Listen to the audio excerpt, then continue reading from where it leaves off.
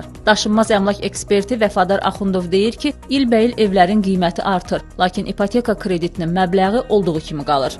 Biz əgər Yasamal rayonu elmlər ərazisini götürsək, hətta burada Xruşov layihəli əmlakı 100 min manata əldə eləmək mümkün deyil.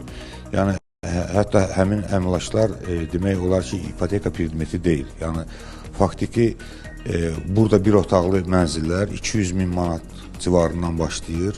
Ombudsmanın təkliflərində ipoteka kreditləri üzrə güzəştlərdən istifadə hüququna malik olan şəxslərin siyahısının genişləndirilməsi də əksini tapıb. Ekspert Vəfadar Axundov təklif edir ki, sosial ipoteka almaq hüququ yeni ailə həyatı qurmuş gənclərə və ya çox uşaqlı ailələrə verilə bilər.